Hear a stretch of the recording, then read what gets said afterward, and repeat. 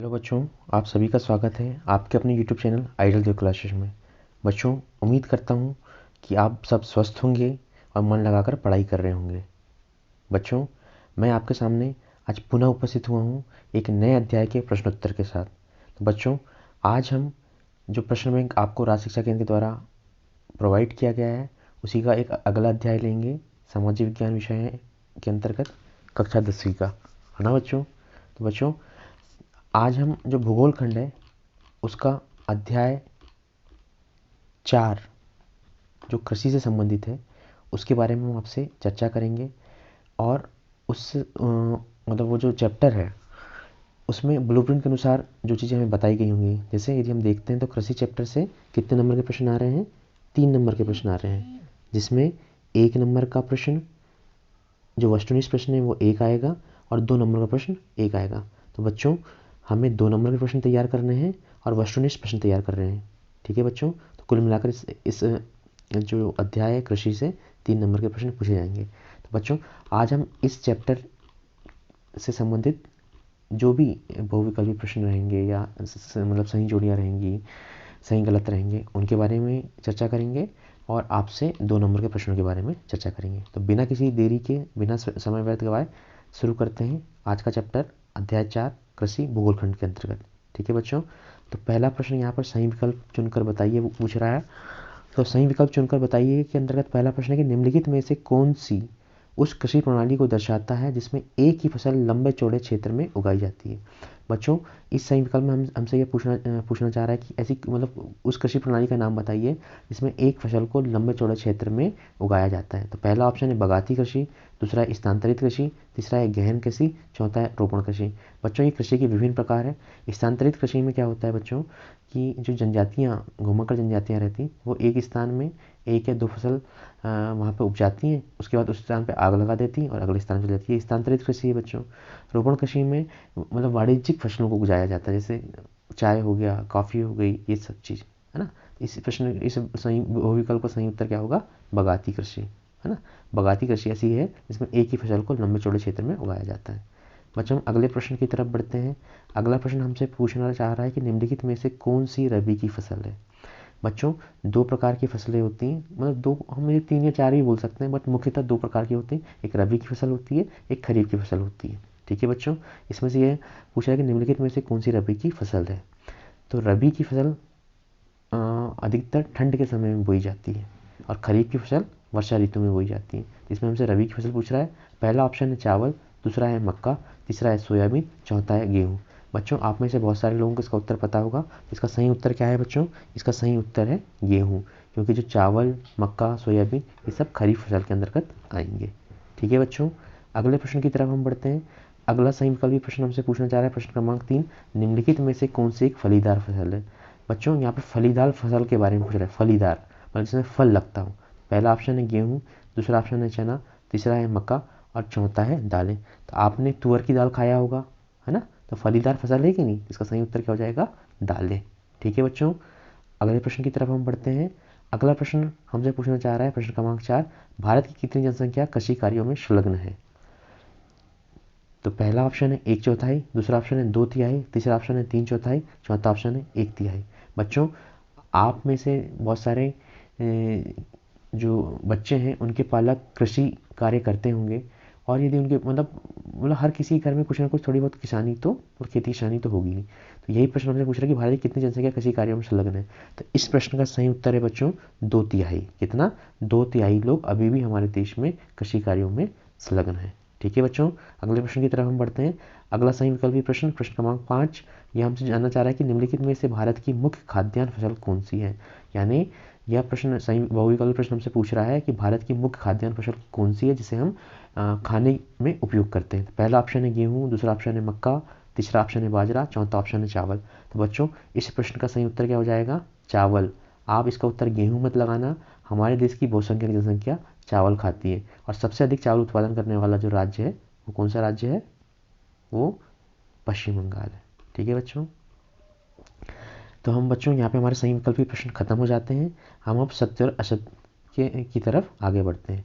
तो अगला प्रश्न हमारा क्या है? सत्य और असत्य हमें बताना है। मतलब हमें वाक्य दिए रहे होंगे और उनमें से कौन सा वाक्य सत्य है और कौन सा वाक्य असत्य है ये बताना है। बच्चों मैं आपको एक जानकारी देना चाहता हूँ। हम ये जो चीज़ें मैं आपसे चर्चा कर रहा हूँ, ये जो भी चीज़ें मैं मौखिक रूप से बता रहा हूँ, उसको यह चीज़ें लिखित रूप में पूर्णतः उत्तर सहित आपको डिस्क्रिप्शन जो लिंक है हमारे चैनल की उसमें मिल जाएगी। जब आप मतलब जब ये वीडियो देखेंगे तो इस वीडियो के डिस्क्रिप्शन लिंक में आपको पूरा आंसर शीट मिल जाएगी, चाहे वो बहुविकल्पी प्रश्न हो या फिर वो एक शब्द वाले प्रश्न हो या 30 शब्दों में आंसर देने वाले प्रश्न हो। इन सभी के उत्तर हमने PDF फॉर्म में आपको हम वहाँ पे उपलब्ध करा देंगे, तो आप उसे डाउनलोड करके बाकायदा आंसर को अपने प्रश्न बुक में लिख सकते हैं और उन्हें याद भी कर सकते हैं। ठीक है बच्चों, यदि आपको डाउनलोड करने में कोई समस्या आती है तो हमें आप कमेंट सेक्शन में बताएं। हम आपकी समस्या का मतलब जितना बेहतर निराकरण हो सके उतना करने की कोशिश करेंगे। ठीक है बच्चों, हम बढ़ते हैं आगे की तरफ। अब हमें सत्य बताना है। तो सत्य के तहत पहला प्रश्न है कि रोपण कृषि के द्वारा चाय, कॉफ़ी और रबर इत्यादि का रोपण किया जाता है। बच्चों मैंने आपको पहले ही बताया था, यह बात बिल्कुल सत्य है कि चाय, कॉफ़ी और रबर को हम रोपण कृषि के द्वारा ही उन्हें लगाते हैं और उनका उत्पादन करते हैं। जैसे आपने असम के चाय बागानों का नाम सुना होगा, केरल के कॉफ़ी का नाम सुना होगा, कर्नाटक है ना, अरेबिक कॉफ़ी, ये सब चीज़ें, कुर्ग की जो कॉफ़ी वो भी बहुत फेमस है। इनको हम मतलब बाकायदा रोपण करते हैं इनका। तो यह पहला जो कथन है वो सत्य है। अगला कथन जो प्रश्न क्रमांक 2 है सत्य के तहत, ये पूछ रहा है कि वर्ष 2015 के आंकड़ों के आधार पर भारत चाय का सबसे बड़ा उत्पादक देश है। तो यह बात भी सत्य है, मतलब भारत विश्व का सबसे बड़ा चाय उत्पादक देश है। बच्चों बढ़ते हैं हम अगले प्रश्न की तरफ। अगला प्रश्न हमसे पूछ रहा है कि कपास, जूट और प्राकृतिक रेशम भारत में उगाई जाने वाली रेशेदार फसलें हैं। तो बच्चों यह भी सत्य है, जो कपास है, जूट है या प्राकृतिक रेशम है, ये भारत में उगाई जाने वाली रेशेदार फसलें हैं। अब यह रेशेदार फसलें कौन सी फसलें होती हैं? जिनमें रेशों का निर्माण होता है। यदि आप कपास को ध्यान में देखेंगे, जूट को देखेंगे तो आप उसमें रेशे पाएंगे। और मान लीजिए आप पेड़ नहीं भी देखें तो आप अपनी, यदि आप ठंड का समय चल रहा है, आप में से बहुत सारे लोगों ने जर्किन पहने होंगे, तो वहाँ पे आप यदि जिसने बोलना चाहिए जिसमें कपास की जो जर्किन पहना होगा उसे देखेंगे, आप निकालेंगे तो आपको पता चल जाएगा कि ये रेशेदार होते हैं। और नहीं तो पूजा में जो कपास रखा रहता है उसे आप देख सकते हैं। ठीक है बच्चों, तो यह कथन भी सत्य है। अगले सत्य की तरफ बढ़ते हैं। प्रश्न क्रमांक 4, यह हमसे पूछ रहा है कि भारतीय कृषि 7% लोगों को आजीविका प्रदान करती है। तो क्या यह सत्य है? यह बात असत्य है बच्चों, क्योंकि 2/3 जो लोग हैं हमारे देश के वो अभी भी कृषि के ऊपर निर्भर है। ठीक है बच्चों, तो यह असत्य कहलाएगा। अगला सत्य प्रश्न क्रमांक 5, चाय की झाड़ियों को उगाने के लिए वर्ष भर कोष्ण, नम्न और पाला रहित जलवायु की आवश्यकता पड़ती है। तो क्या यह बात सत्य है? मतलब यदि हमको चाय को उगाना हो तो हमें वर्ष भर कोष्ण, नम्न और पाला रहित का मतलब ये होगा कि उसमें मतलब पाला का मतलब ये होगा कि मतलब ओस बहुत ज़्यादा जमना नहीं चाहिए, है ना, मतलब ऐसा नहीं होना चाहिए कि जो ओले ओले पड़ते हैं ना उस टाइप का कुछ नहीं होना चाहिए। तो क्या इसकी आवश्यकता पड़ती है? तो यह बात बिल्कुल भी सत्य है। यदि हमको चाय की खेती करनी है तो यह ऐसा मौसम, मतलब ये इसकी बोलना चाहिए इसके ये भौगोलिक आवश्यकता है चाय के उत्पादन के लिए हमें ये भौगोलिक किस्म की ज़रूरतें पड़ेंगी। यदि जिस क्षेत्र में भी ऐसी भौगोलिक क्लाइमेट पाई जाएगी, जलवायु पाई जाएगी, वहाँ पे हम चाय का उत्पादन कर सकते हैं। इसके सबसे अच्छा क्षेत्र असम में पाया जाता है। ठीक है बच्चों, तो यहाँ पर हमारे 7 प्रश्न भी खत्म होते हैं। हम अगले प्रश्न की तरफ बढ़ते हैं, जो कि हैं जिनका उत्तर हमें एक शब्द या वाक्य में देना है। ठीक है, तो पहला प्रश्न है एक शब्द या वाक्य में उत्तर देने का। पहला प्रश्न हमसे पूछ रहा है कि भारतीय जनसंख्या का मूल आधार क्या है। मतलब यहाँ पर यह प्रश्न पूछ रहा है कि भारतीय जनसंख्या मूल रूप से कौन सा कार्य करती है। तो बताइए कौन सा कार्य करती है? भारतीय जनसंख्या मूल रूप से कृषि का कार्य करती है। ठीक है बच्चों, हम अगले प्रश्न की तरफ बढ़ते हैं। अगला प्रश्न है प्रश्न क्रमांक 2, जो हमसे जानना चाह रहा है कि देश के किन राज्यों में चावल की 2 या 3 फसल ली जाती है। तो बताइए, मैंने आपको बताया चावल का सबसे ज़्यादा उत्पादन किस राज्य में होता है? पश्चिम बंगाल में। तो इसका सही उत्तर क्या हो जाएगा? पश्चिम बंगाल। और पश्चिम बंगाल के अभी मतलब जो मुख्यमंत्री वो कौन है? ममता बनर्जी है। ठीक है बच्चों, अगले प्रश्न की तरफ बढ़ते हैं। अगला प्रश्न हमसे पूछ रहा है कि भारत का सर्वाधिक जूट उत्पादक राज्य कौन सा है। तो सर्वाधिक जूट उत्पादक राज्य भी कौन सा है बच्चों? वही है जिसकी मुख्यमंत्री ममता बनर्जी हैं और जहाँ चावल का उत्पादन सबसे ज़्यादा होता है। और बच्चों आपको पता है सौरव गांगुली भी पश्चिम बंगाल से जुड़े हुए हैं, ये जो क्रिकेट देखता होगा। तो भारत का सर्वाधिक जूट उत्पादक राज्य क्या हो गया? पश्चिम बंगाल। बढ़ते हैं अगले प्रश्न की तरफ बच्चों। अगला प्रश्न है भूमि पर जनसंख्या का अधिक दबाव वाले क्षेत्र में किस प्रकार की कृषि की जाती है। मतलब यहाँ पर ये हमसे जानना चाह रहा है कि जहाँ पर जनसंख्या अधिक रहे और भूमि कम रहे तो वहाँ पे किस प्रकार की कृषि की जाएगी। तो किस प्रकार की कृषि की जाएगी बच्चों? गहन कृषि की जाएगी। ठीक है बच्चों, अगले प्रश्न की तरफ बढ़ते हैं। हमसे इस प्रश्न में यह पूछ रहा है कि हमें उस फसल का नाम बताना है जो उत्तर भारत में खरीफ तथा दक्षिण भारत में रबी की फसल है। ठीक है, तो बच्चों बहुत ही इंटरेस्टिंग प्रश्न है। हमें उस फसल का नाम बताना है जिसे उत्तर भारत में खरीफ के रूप में तथा दक्षिण भारत में रबी की फसल के रूप में जाना जाता है। तो इसका सही उत्तर क्या है बच्चों? तिल। तिल एक ऐसी फसल है जिसे उत्तर भारत में खरीफ और दक्षिण भारत में रबी के रूप में जाना जाता है। ठीक है बच्चों, हम अगले प्रश्न की तरफ बढ़ते हैं जिसमें हमें प्रश्नों के उत्तर 30 शब्दों में देना है। और बच्चों इन प्रश्नों के उत्तर भी मैंने बाकायदा अपने हाथों से लिख कर, ताकि आपको कोई असुविधा ना हो, उसे मैं डिस्क्रिप्शन बॉक्स में उपलब्ध करा दूंगा। तो आप उन्हें देख के भी अपने उत्तर प्रश्न बैंक में भर सकते हैं। ठीक है, यदि आपको कोई समस्या हो तो हमें कमेंट बॉक्स में बताएं। तो पहला प्रश्न क्या पूछ रहा है बच्चों? गहन जीविका कृषि की कोई 2 विशेषता बताइए। क्या पूछ रहा है? गहन जीविका कृषि की कोई 2 विशेषता बताइए। तो बच्चों गहन जीविका कृषि की 2 विशेषताएं कौन कौन सी है? पहली विशेषता तो यही है, यह उन क्षेत्रों में की जाती है जहाँ पर जनसंख्या का दबाव अधिक होता है। और दूसरी विशेषता क्या है? यह श्रम गहन होती है। श्रम गहन यानी इसमें शारीरिक श्रम अत्यधिक लगता है। ठीक है बच्चों, यह गहन जीविका कृषि की 2 विशेषता हो गई। अगला प्रश्न हमसे क्या पूछा है? प्रश्न क्रमांक 2, प्रारंभिक जीवन निर्वाह कृषि की कोई 2 विशेषता बताइए। हमने इस प्रश्न से पहले प्रश्न में गहन जीविका कृषि की 2 विशेषता बताए थे। अब इसमें हमसे क्या पूछा है? प्रारंभिक जीवन निर्वाह कृषि। कौन सी? प्रारंभिक जीवन निर्वाह कृषि की विशेषता बताना है। तो इसकी पहली विशेषता क्या हो गई? जो प्रारंभिक जीवन निर्वाह कृषि है वह छोटे छोटे भूखंडों में की जाती है। कैसे में? छोटे छोटे भूखंडों में की जाती है, और वहाँ पर जो औजार का उपयोग किया जाता है वो आधुनिक न होकर आदिम कृषि उपचार होते हैं। ठीक है बच्चों। दूसरा, इसमें ये जो कृषि रहती है वो किसके ऊपर निर्भर रहती है? वह जो जो मानसून रहता है या मृदा की प्राकृतिक उर्वरता रहती है उसके ऊपर निर्भर रहती है। इस कृषि में ऐसा नहीं होता कि हम सिंचाई पर जो मानव के द्वारा सिंचाई की जाती है ना, उस पर ध्यान न देकर हम मानसून के ऊपर पूर्णतः निर्भर रहते हैं।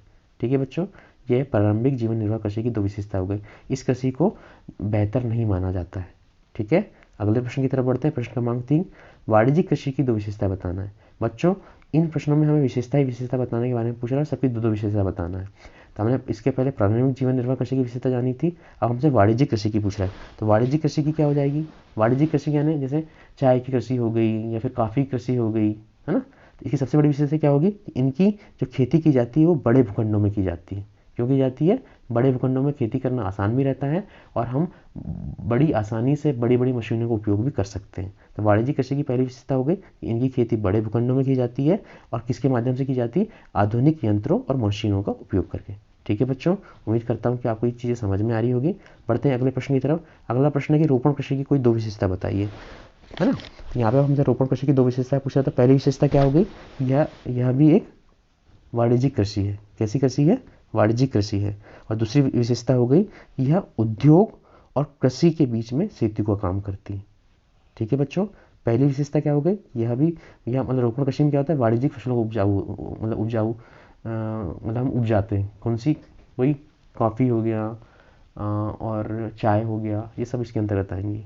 ठीक है, और यह जो कृषि है वो उद्योग और जो जो किसान है उसके बीच सेतु का काम करती है। ठीक है बच्चों, बढ़ते हैं अगले प्रश्न की तरफ। प्रश्न क्रमांक 5, यह हमसे अंतर जानना चाह रहा है किन के बीच में? रबी तथा खरीफ की फसलों के बीच में। तो बच्चों आपको पता होगा, है ना, जब भी अंतर लिखने की बात आती है तो हम 2 कॉलम बना के उनके अंतर सर्च करते हैं। तो पहले कॉलम में हमने एक तरफ खरीफ लिख लिया, एक तरफ रबी लिख लिया। तो खरीफ के अंतर्गत पहला पॉइंट क्या है? जो खरीफ की फसल है उसकी उसे हम कब बोलते हैं? मानसून के समय में। कब बोलते हैं? मानसून के समय में। जबकि रबी की फसल को हम कब बोलते हैं? शरद ऋतु में। ठीक है बच्चों, दूसरे पॉइंट की यदि हम बात करें, दूसरे अंतर की बात करें तो खरीफ की प्रमुख फसल क्या हो गई? चावल, ज्वार, बाजरा, मक्का। जबकि रबी की क्या कहलाएगी? गेहूँ, जौ, चना। ठीक है बच्चों, अगले यदि हम अंतर की बात करें तो जो खरीफ की फसल है उसे पकने में कम समय लगता है, जबकि रबी की फसल को खरीफ की फसल की अपेक्षा कर अधिक समय लगता है। तो बच्चों उम्मीद करता हूँ कि आपको यह लेक्चर समझ में आया होगा और आपने इसको बहुत ही अच्छे ढंग से सुना भी होगा और आपको इसके माध्यम से पढ़ने में मज़ा भी आया होगा। यदि बच्चों आपको ये वीडियो लेक्चर अच्छा लगता है तो वीडियो को लाइक करें और चैनल को सब्सक्राइब करना ना भूलें और अधिक से अधिक इस वीडियो लेक्चर को शेयर करें ताकि बहुत सारे बच्चे इस वीडियो लेक्चर के माध्यम से अपनी तैयारी को गति प्रदान कर सकें। यदि आपको लगता है कि इस वीडियो लेक्चर में और भी कुछ सुधार करना है तो आप अपने सुझाव हमें कमेंट बॉक्स में बता सकते हैं। हम उन सुझावों के माध्यम से अपने वीडियो लेक्चर को और भी बेहतर बनाने की कोशिश करेंगे। तो बच्चों, मिलता हूँ मैं आपसे अगले लेक्चर में अगले अध्याय के प्रश्नोत्तर के साथ। तब तक आप मन लगाकर पढ़ाई कीजिए और हाँ, जो ओमिक्रॉन वायरस है उससे भी बचे रहिए, और जो सरकार के द्वारा कोविड गाइडलाइन दी गई थी उनका पालन अपने आप को तो करना ही है, मतलब स्वयं करो, साथ में अपने परिवार वालों को भी करवाना है, ताकि मतलब बिना किसी परेशानी के हम पढ़ाई कर सकें। ठीक है बच्चों, तब तो मिलता हूँ मैं अगले वीडियो में। तब तक के लिए आप मन लगाकर पढ़ाई कीजिए। धन्यवाद।